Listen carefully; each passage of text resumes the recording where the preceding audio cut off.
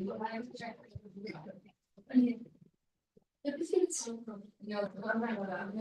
did you learn that art of your last week? I learned it mostly here, actually, of all places.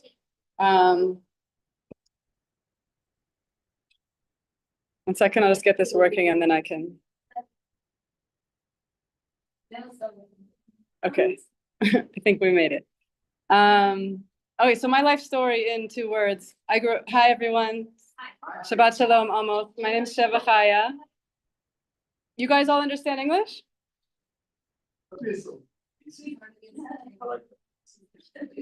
So, my name is Sheva Chaya. I grew up in Denver, Colorado. I didn't have any dreams to come to Israel. I never could have thought of this. I never heard its spot growing up. The first time I came to Israel, I was 17. I came on a teen tour out of Denver. I figured, sounds like fun, go on a trip. I had no expectations. I didn't think anything special necessarily about Israel. And I was basically amazed by Israel. It seemed to be the tiniest place ever with the most happening ever at the same time. Still does, almost 30 years later. I was intrigued. I wanted to come back. Every time I came back, I had more good reasons to come back and to be here. And there's the same period of time I was getting into art. So I got into art in college. I went to Princeton, majored in art and history, got into painting. Started with oil paintings. What we see here are watercolor paintings that I made since I've been in Israel. And we're gonna do a glass blowing demonstration today. Technology is not cooperating with me. I don't know why. Maybe I can do it from a different angle.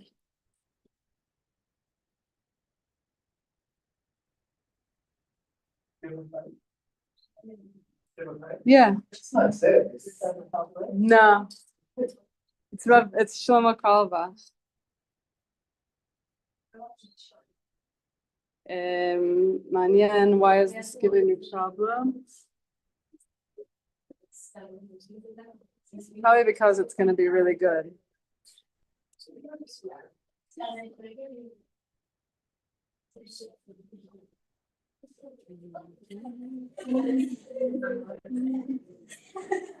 Okay, just sorry, bear with me one sec. Does anyone here want to try to get this, make sure that this is online? Yeah, it sounds so easy, I know, for you. Whatever, just check that it's online because it's not going on. I don't know why. It should be like it's just when I try to do this, the screenplay thing, it just doesn't connect to the TV. Because it's trying to screen mirror here. The world.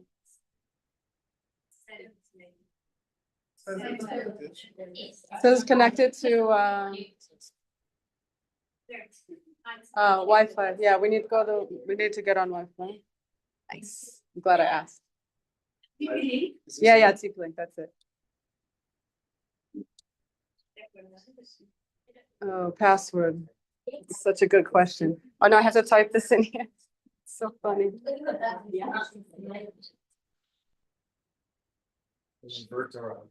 Wow, this got so old school. Wow.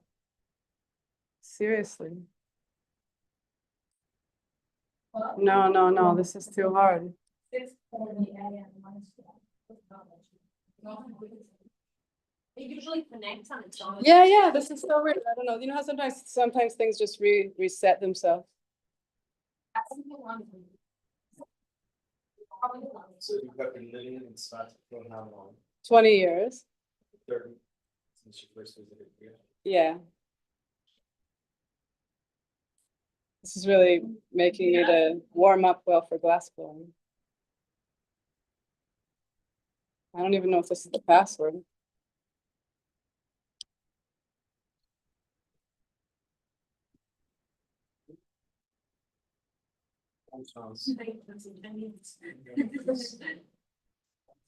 Everyone hope it works. So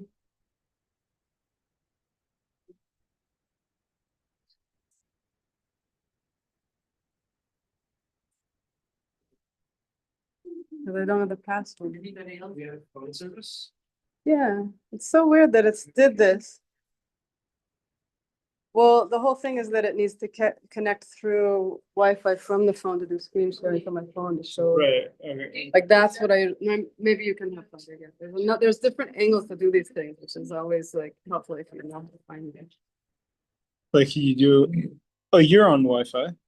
I know, Second. but this also needs to be, that's the whole thing, Let's see. to do AirPlay, because I wanted to show this screen. Oh, from the- well, here. This You know shows what the I mean? password. Apparently that's the password. Oh, well, you know, we put this screen again. Sorry, I turned it off. Where was that? Here, I'll let you do it again. Yeah, the password, how did you do that? That was so fast. Look what I asked. Yay. It's nice to see the competence. You know, we have to, You were doing better with this though than I was. Oh, you really? you Okay, could cool. just go. Okay. Yeah, it's kind of hard. I kind of had to do it like this. It's a wand. With my free arm, it was. Um, Do that. 4 hours here. Oh, there we go. Network. The world. Thanks. You didn't realize you were gonna do a job. You want me to put in the numbers? Here. Okay.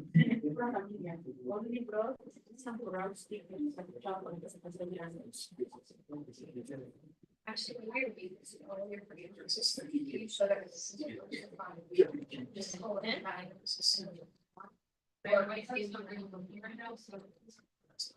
So this works. Yes. Oh, there we go. Okay, there we go. You got it. Thank you so much.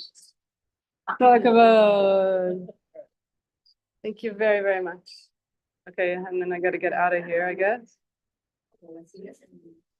And then I'll go into here. Barbie.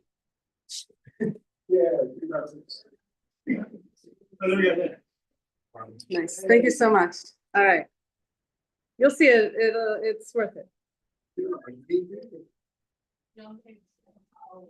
All right. So now for the glass part.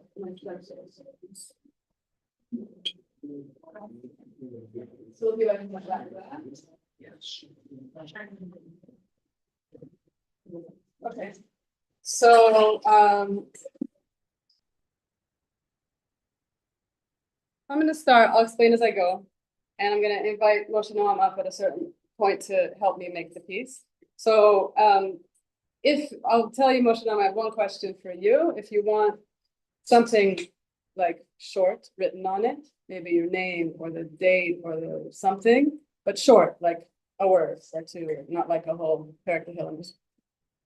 So you can think about that now. You have a few minutes to think about it a second, but you don't have too long, so start thinking if you do want. So where did we go off on my story? I got interested in Israel. I came to Israel, amazed by Israel. Ever since then, I keep being more and more amazed by Israel, literally, including today. And at the exact same time I got into art, coming to Israel, art, I started with painting, and then I came to Israel, I started to learn, literally learning Aleph Bet. I didn't know Aleph Bet, learning everything about the tradition, like a little child, but an Ivy League student at the same time, and decided to stay here. I got married, Mazel Tov, started having kids, Mazel Tov, Mazel Tov. Years went by. I didn't think about glassblowing, but I had gotten a little taste of just delving into art. Already, ever since then, painting, trying whatever I could find along the way. Someone told me, you would love glassblowing. And I was like, what's glassblowing? And this is back in the day when you couldn't just check what things are so easily. So how do we find out about things back in those ancient times? We would call people, we'd go meet them in person, go check it out with our own eyes. So that's what I did. I went to call these friends of friends. I went to in Washington State, north of Seattle, somewhere deep in the forest. Literally, I'm not making it up. Some friends who were in a cabin, and there was a glass blowing table like this in the middle of the forest. And they showed me how to heat up the glass a little bit, stick it together. It was fun. It was amazing. I saw this is not easy. You definitely can't just pick this up in 2 days. I was there like a day and a half. I had a ticket to Israel out of San Francisco, got on that plane a couple days after, thinking, oh, I wonder if I'm ever going to get to try that again. That was really cool. And I came to Israel, open-ended, and I've been here since. So I'm leaving out obviously little pockets of the story, but you get a little sense of getting here and coming to the spot. So in 2005, not planning to move anywhere, we came to the spot the year before for Rosh Hashanah. Just for Rosh Hashanah, not thinking, think about living here. I think it happens to a lot of people when they're here for a minute, they think, but I live here? Not everyone, but quite a few people say that. And we did too. And our friends lived here. For a whole year, we came once a month. We really want to live here. Anyone, we lived near Beit Shemesh. So anyone who we told, we're thinking of a good spot, like, what are you going to do there? Every single person said that, like 100% of them. And we did. We came here I didn't ever think to have a art gallery. I'm actually by nature a very quiet, inward person. I've learned to talk to people over the years. It became something that I like with tons of practice and seeing the benefit of it. And here we are, the only gallery I've ever had so far. You never know. Maybe we'll satellite out from here, but this is Tzfat Glass since 2006. So this is our 20-year anniversary. Mazel tov, mazel tov. Somewhere around this year. So, okay, so let's start making the piece and I'll explain as we go. And hopefully this won't give me trouble also. And if it does, then we will deal with that. So the raw materials, what I buy, I don't make glass, I make glass into things. So the raw materials are in certain forms, certain shapes. So this is a tube to open to the end. This is a handle and a blowpipe. So I'm going to blow through the open end. There are also solid sticks of glass, different colors. So most of the design on this, because you picked this really cool most of the design is, it is going to give me trouble. I'll get another one. I hope I have another one. That design is the ridges of the glass itself. Makes this really cool effect. We'll put a little color on it too, but when it's a baked color, it shows up more. And there's also broken glass. There's little shards of broken glass on the table. So I'm going to use a little bit of all of these forms of glass to make a piece. Let's see if I have one of those here.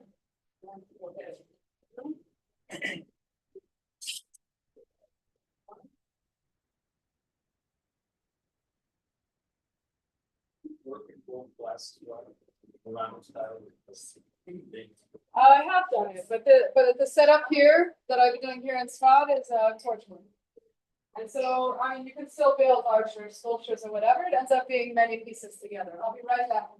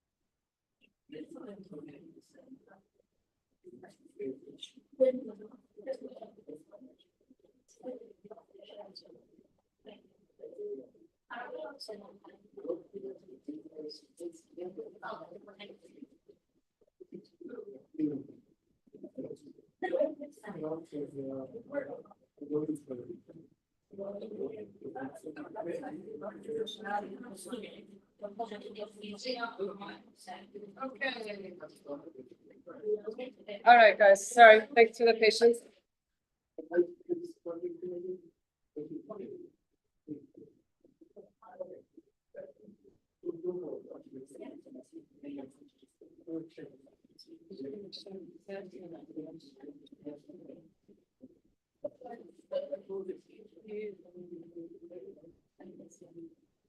You know, since I got to go to the bar mitzvah yesterday for part of the celebration.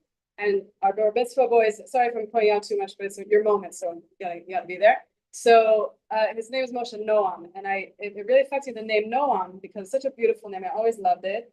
And when your Ema spoke yesterday, and she said, you know, something about your nature and the way that you are, it really was like really moving and affected me. And then I say, you know, in prayers in the morning or whatever, you say, Vihi Noam, Hashem Elokeinu Aleinu, Maaseh Yadenu Kulna Aleinu, Maaseh Yadenu Kulnei. You say you want the Noam of Hashem on you. So I have like a different level of depth of appreciating it because of our bar mitzvah boy. So it should be Benoam and Jakesh and everything should work also. Okay, so the first step, one second.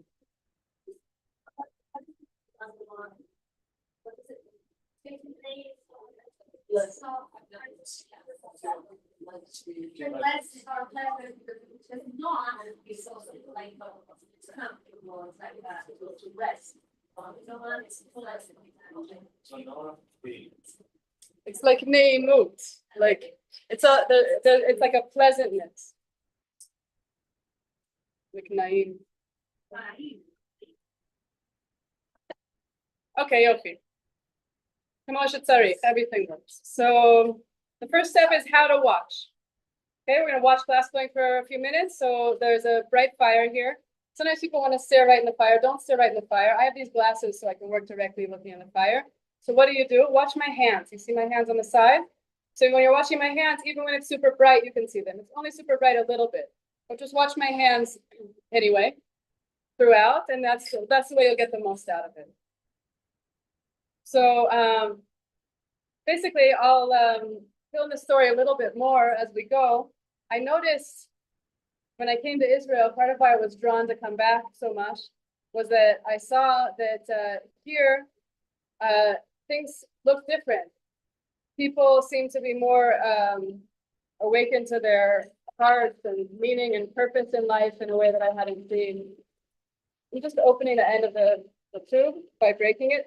Don't do that. Don't heat up glass and put it in water. It'll break. But I did it on purpose to break open the end. It's sharp on the end there. I don't want it to be sharp, so I just give it a tiny little touch of the fire, just on the tip edge. I have to be careful to not close it again, so it's smooth.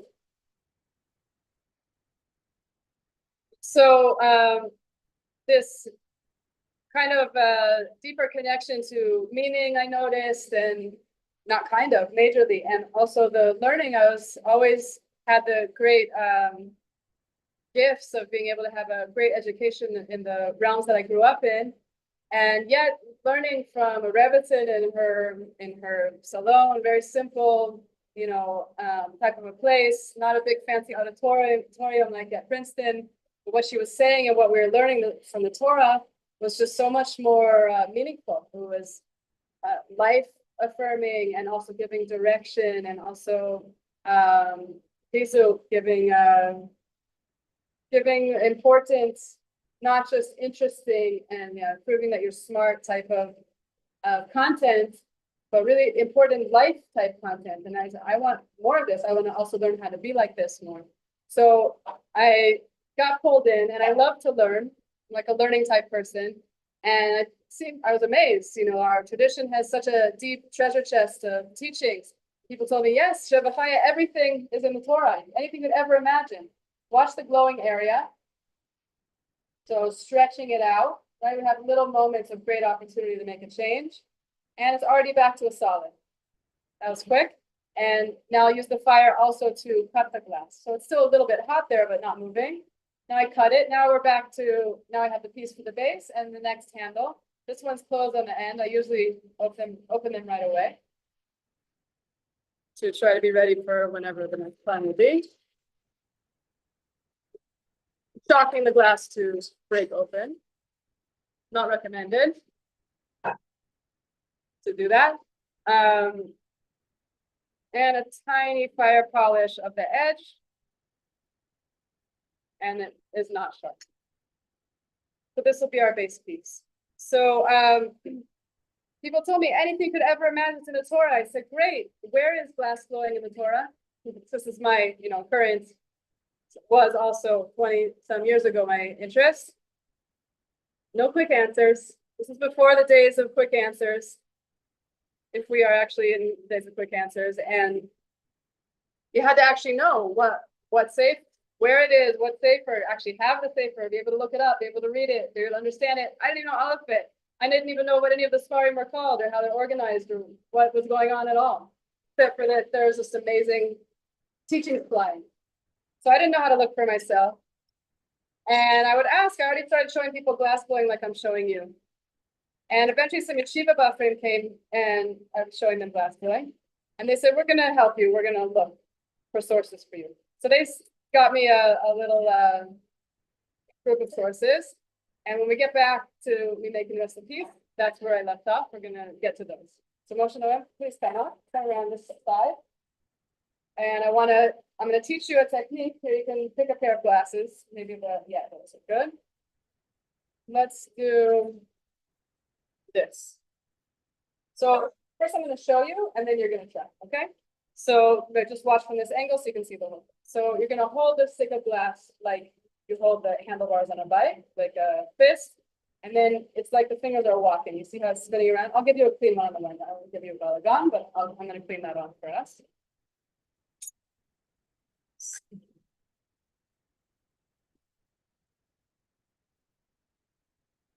I'll get it off for me also.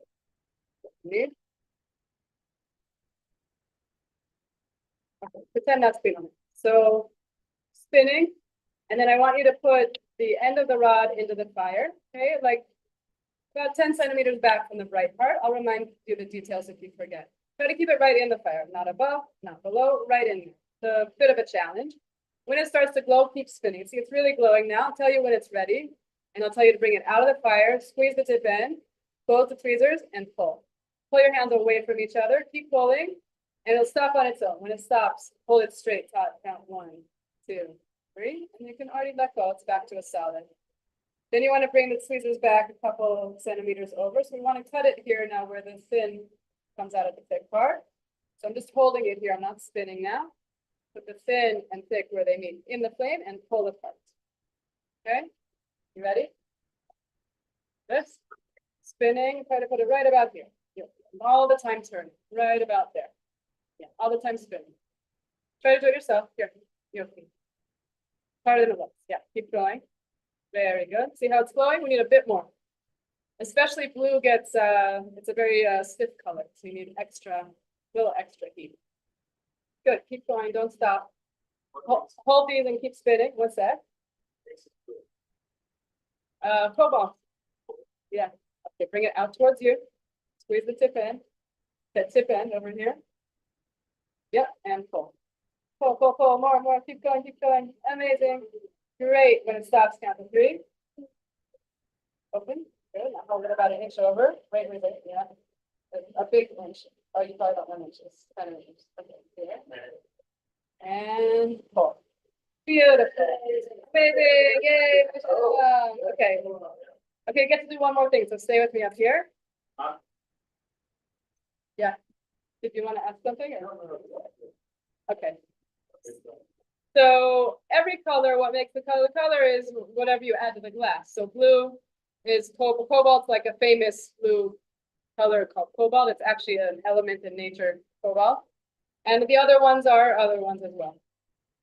And the science side of it, I'm less knowing.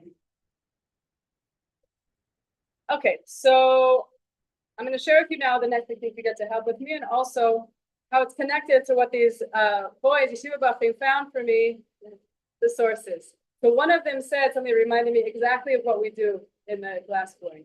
It says in the Navi, it says in the prophecy of Jeremiah and Yirmiyahu, that we are like the material in the hands of the craftsman.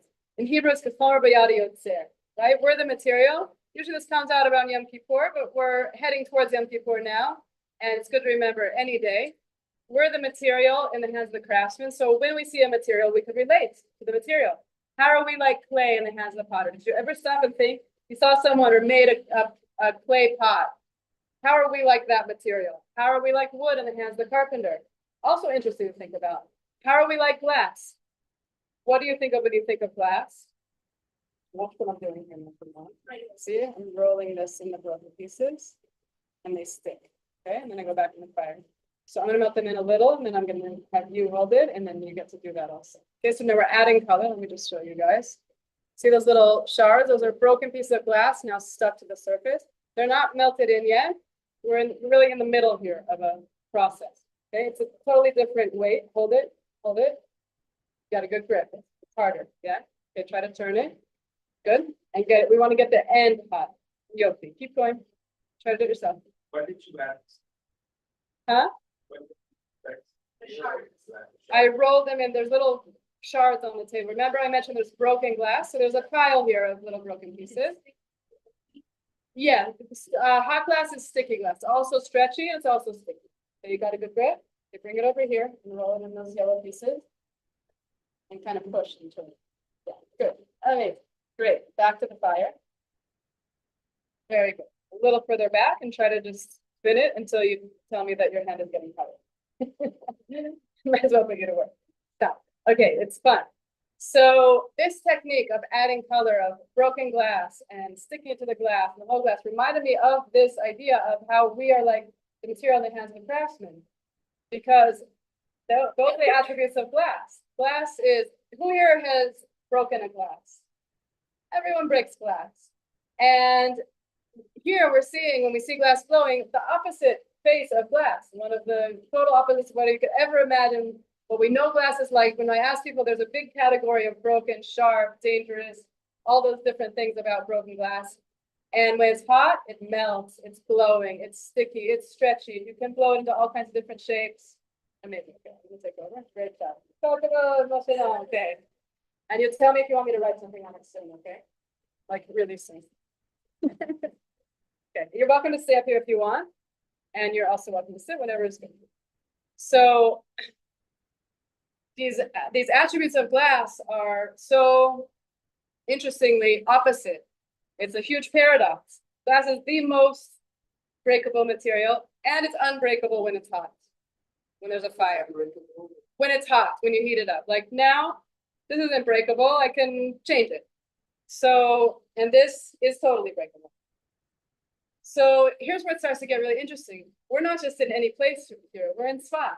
Tzfat is the holy city of the Arya Kadosh, the place of where the panimiut of the Torah, the inner teachings of the Torah became more and more accessible to the world, coming out of this area, the Ari and others, including Rabbi Shimon Bar Yochai. And those teachings tell us, how does this relate to us? It says, we are the material. We are K'chol Riyadot. We also have those attributes of being both very fragile and also unbreakable, and also a fire in between. So what's our fire? Our fire is a symbol. What could it symbolize? Passion for love. Passion, desire. What else?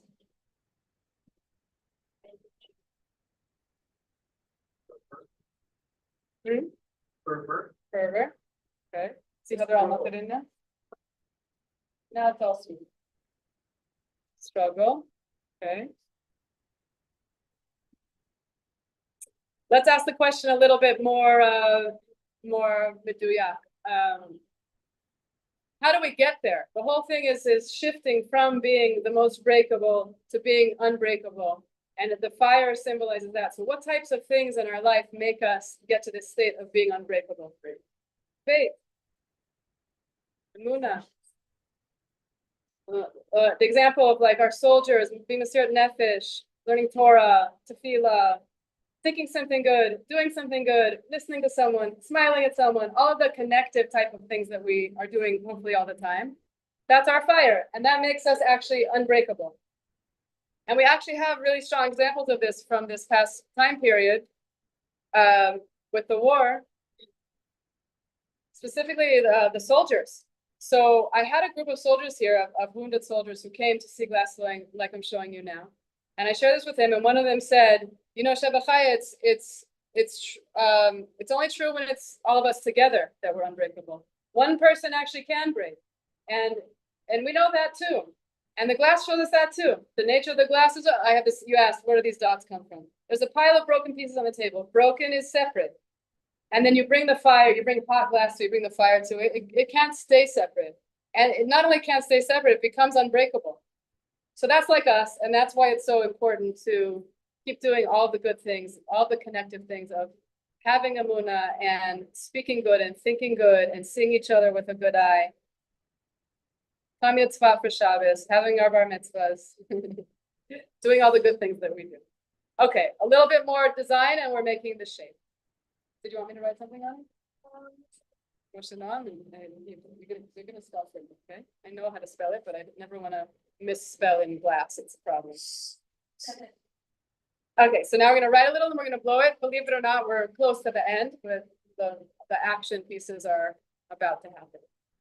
So I think I'm actually gonna do it in white. That's maybe the best way you're gonna see it.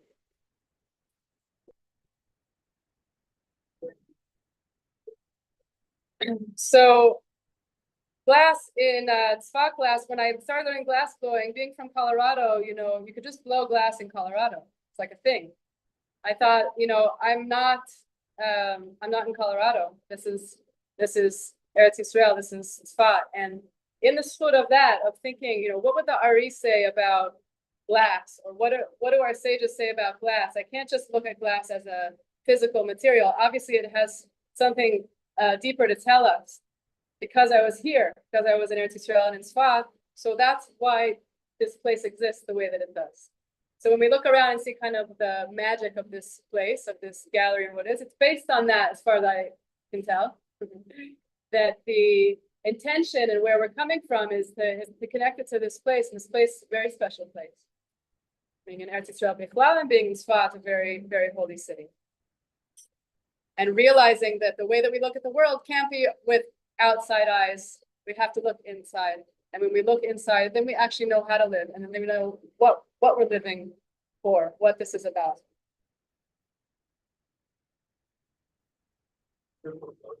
So now just spinning it up a little to make it look more interesting. What do you do? So far the blowing is what I call maintenance blowing. Maintenance blowing is just keeping it from closing, because when the glass is hot, it wants to go to a marble. It wants to go down to like a, you know, certain about this thick, solid. That's what it wants. So I'm working with it and against it a lot, actually. So this blowing that I just did was just what I call maintenance, just keeping it from closing up on me and trying to keep the shape under control. Okay, so now I'm making my ink. I mean, it's glass, but sharpening the pencil to write motion on, okay?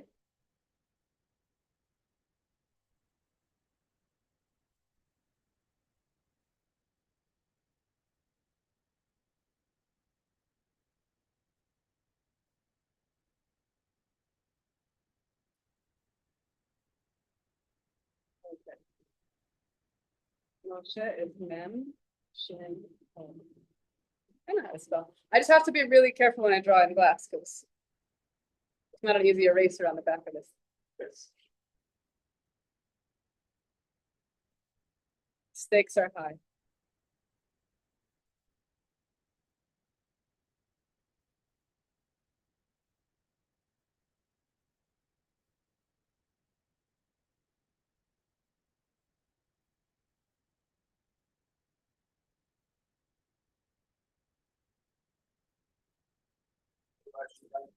Lay the letters to the surface. Yeah, I'm basically drawing it on. It's like a new layer of glass. And it's a challenge. And letters are very specific. Okay, Moshe. Go on. Development. Fine. Rule of yeah. It's good for yes. So, should I have room here? Um, I-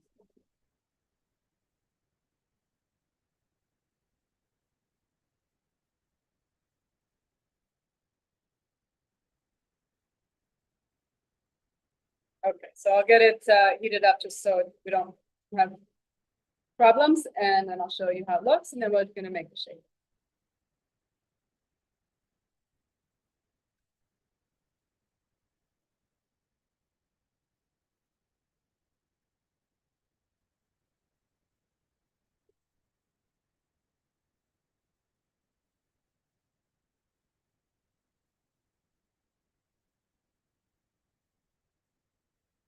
Still maintenance blowing.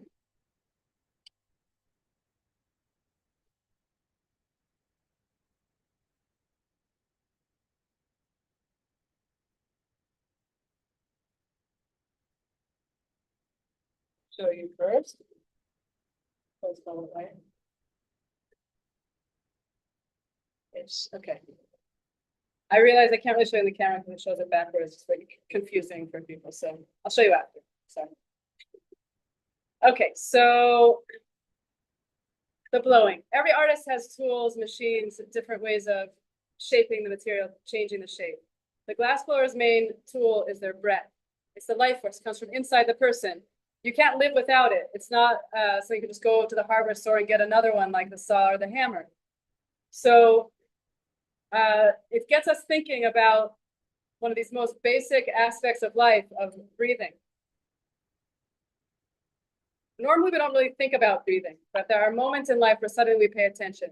Like, for example, when you were born, when a baby's born, we pay attention. The first breath that you breathe, that I breathe, that any newborn baby breathes, someone is amazed by that little miracle moment. We suddenly wake up for a moment, and it doesn't usually last too long. Then we go back to what we call normal. We don't think about every breath. The person doesn't walk down the street thinking, I just breathed. I'm about to breathe. That was a nice breath. Maybe here and there, but it's rare. And but when a baby's born, we notice. So that first breath that we all breathe is connecting us to the beginning of our lives and the very beginning of life. The very first person, his name, Adam, as we know, right? Adam in Hebrew is the same root word as Adama, earth, dirt, good material, lots of potential, but nothing happened yet.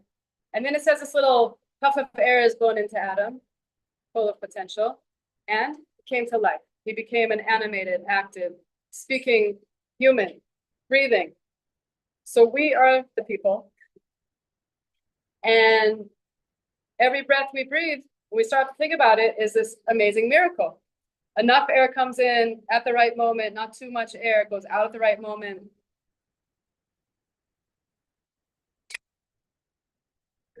Comes in strong enough, not too strong, goes out at the right moment. Also, the strength is right.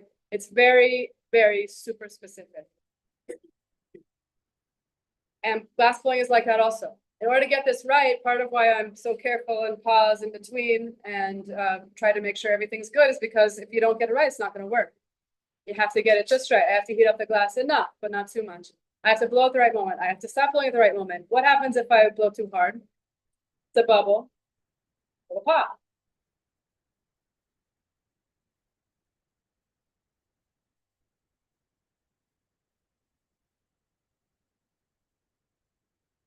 Air goes in, pushing out the glass, making the shape. How do I know how hard to blow? So we just said it's important. If you get that wrong, you're not going to have a piece. You're going to have a broken piece. So there's that spectrum, and I'm going to show you also the other end of the spectrum. Don't worry, I'll be careful with your cup. But the other end of the spectrum of breaking the shape can also be useful in the right moment, in the right spot. And while I get to that point, I'm going to share with you another little idea. I realized after doing this many, many times, we have a glass, a very special life moment. After bar mitzvah, we come to the wedding, the chuppah. It's a joyous moment. love, peace, joy, everyone together, family, friends, celebration, and boom, we break a glass. Why are we breaking things when we're happy? It's not logical.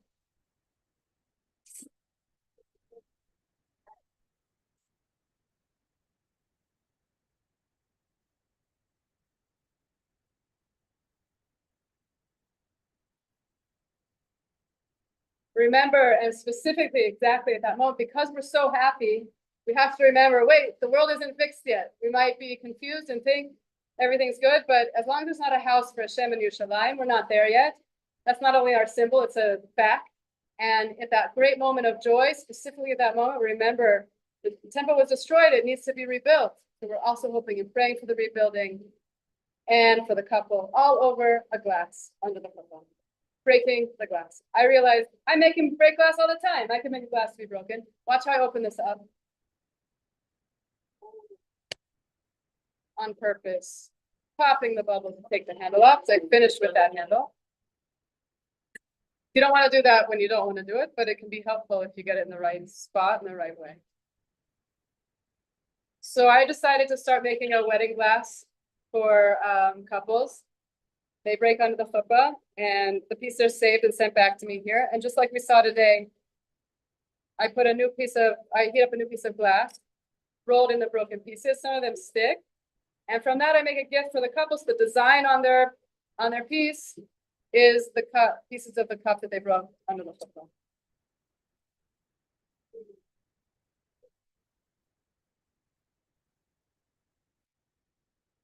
So there's a visual display. That's the entrance to the gallery where you see the cup, the broken pieces, and the gift. The gift has little spots on it, little dots, the same color as the original cup because they are that original cup. So you see now your cup is not open enough at the top, but we're getting there, but we need it to be usable. So there's something in nature called centrifugal force. When something spins and moves, it'll flare out.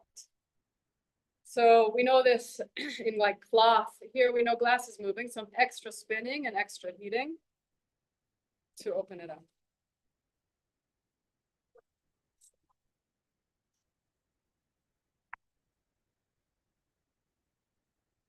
Still spelled right? So this is not one of those head massager thingies. This is still super hot. So I need to get it off that handle. And then I'll flatten the bottom so it can stand. Good time for questions. If anybody has any questions. You heat that as well to even the temperature. Just because that was just hot, I don't want to shock it yet.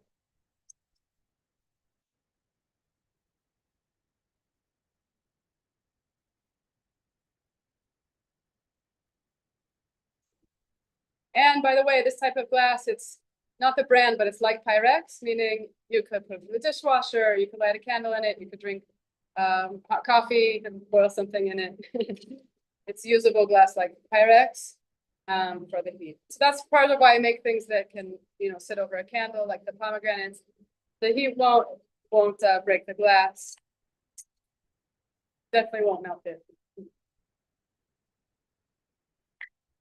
So hopefully from this little example, we can now imagine how everything in the gallery was made, and also these nice takeaways when we look at things through the lens of the Torah, realizing something about ourselves, about each other, how we go through so much, and yet we really can relatively simply reach this state of being unbreakable by returning to the light, returning to the connection, returning to the fire of the soul, of living in line,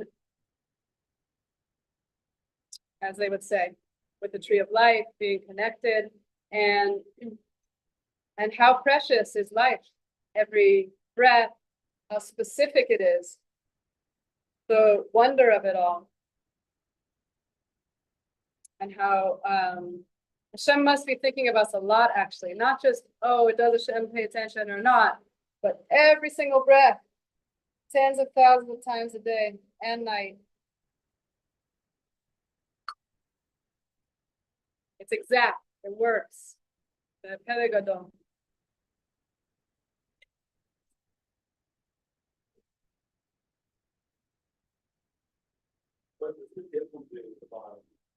So this is like an engineering understanding that things stand better when you make that shape. I also think it looks really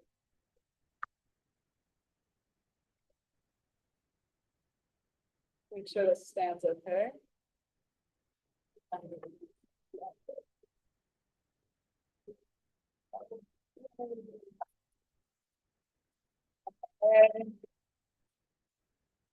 So it's still hot, that's why I'm thinking I did this. Here, let's go around and show everybody. Still hot. Broken pieces of a little dot that join the lines. The twirl of the lines, broken pieces, little lines, the name.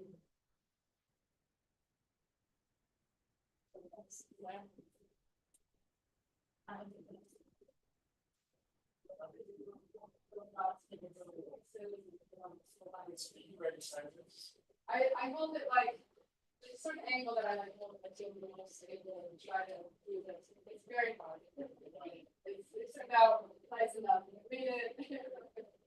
Letters is like, I want to get them really right, and it's hard enough. Like if you have like a good calligraphy pen, you're trying to write something so nice, that's hard enough, let alone like other factors. Okay. So any questions or comments, everybody? Very inspiring. How hot is that fire? Oh, so yeah, you can say the fire goes in Fahrenheit it goes to about 5,300 degrees, and the glass goes to about 5,300, and the glass goes to about 2,400. It's also hot in Celsius. 2,500, something like that. The glass goes to about 1,200 degrees. Wow. Crazy hot. So and it's amazing, like that whole question of how I was holding it directly before, when you realize how hot it is, I usually say that at the beginning, you realize, when something doesn't conduct heat, it really doesn't conduct heat. That heat is actually how hot it is, and I was holding it a few inches away. It's not, it's a hot day, but it's not hot from that for me on my hand. So that's kind of an amazing thing as well. It's like an interesting factor. Yeah, it's 5,000 degrees, it's like It's sun or something. It's great. So I didn't do the fact checking, but I saw somewhere it was said that this glass gets hotter than what lava is. Wow. It's possible. I didn't check. Wow. Yeah. Commented question, the Eddie Wiesel book, Soul on Fire. Oh, yeah. About the Hasidic masters, Yeah. and, just another use of the symbol of fire. Beautiful. Hasidic masters. Yes. I also asked, there was a whole tradition of glassblowing in ancient Israel. Mm-hmm. Do you know anything about the technology? What kind of material, how did they get kind of exquisite shapes? Right. So this is a super modern approach to glass blowing. The torches, you can control the flame so much. That's what's modern about it. So from what I know about it, they did the Ministry of the Antiquities or something in Israel. They actually could look it up, maybe find it. They made a little video about glass blowing in the history of Eretz Israel. It was super interesting, and so that would answer a lot of maybe even questions you didn't ask. But the style, somebody asked, will you like stick a stick into, like in Corning, if you see people, do the offhand glass work that people are familiar with. So it was more like that. This type of, working at a torch is super modern. And they would build furnaces, and there's the interesting part of the history that I got like hooked into is it's a little bit of another angle, but one of the these figurines here that are made by the Maestro Johnny Tosto. So Maestro Johnny, he should be well. He's one of my big inspirations. He's a master glass blower, originally from Italy, from Murano and Venice. There's three main glassblower families in the Italian tradition. Tosto is one of them, his family. He converted to Judaism, became like a Talmid Chacham, as the Italian glassblower, combination of things, who lives in Maryland, who lives he lives in Baltimore. He's an incredible person, a very special human being. So he's very interested in, because he comes from that tradition, and he literally grew up on it. He was doing glassblowing when he was 6 years old already. He was already a maestro in his 20s, which is like unheard of. Usually maestros are around 40, 50, they become a maestro. When he was 20s, they called him like the Great Lion or something. I don't know, he has this like nickname. Very special, very talented, and he got connected to Judaism, and he converted, and he has Haredi children, and he's like a totally unique character. So, but he's aware of you know, what they say. And obviously when he converted, not everyone was so nice to him, all of his Italian glassblower people who they were already probably competing, but you know, now that he was a Jew, it's extra special how they would treat him. So he and they, as we know, we know or not, but they consider themselves, this is like the, you know, glass blowing, you know, highest place that ever happened in history, highest moments. And the truth is that, like you said, it goes way back here. How long is the Italian tradition? 700-800 years, something like that. Here, they found in, I think it was in 2016, they found near Akko a kiln, like an old, like that's how they used to do it. They would build these huge things that would keep it hot inside. So they found that it still had glass in it. And they tested the glass in the Technion in Haifa. And they got the report of what it's made of, like the recipe. And Johnny was involved with, you know, someone who was involved with that, hearing about it, finding out.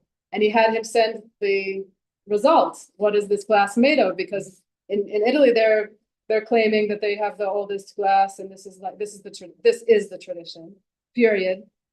And I am the master. And they checked it. And he said when he saw it, he burst out crying. He's a very emotional person anyway, but he burst out crying. It's the exact recipe that his family used in Italy. How old was the glass that they found near Akko? 1600 years old. So that's one fun fact.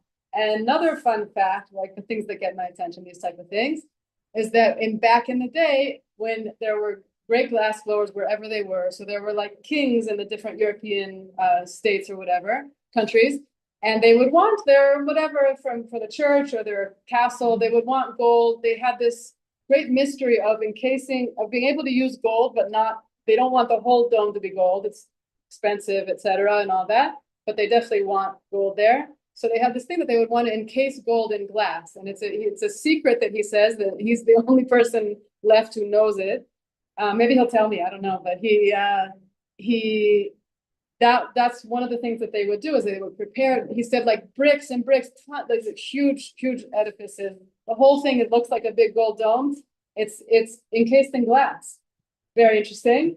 One last fun fact is that when they would make very complicated pieces that are very fragile, very breakable, because some glass is more fragile than others.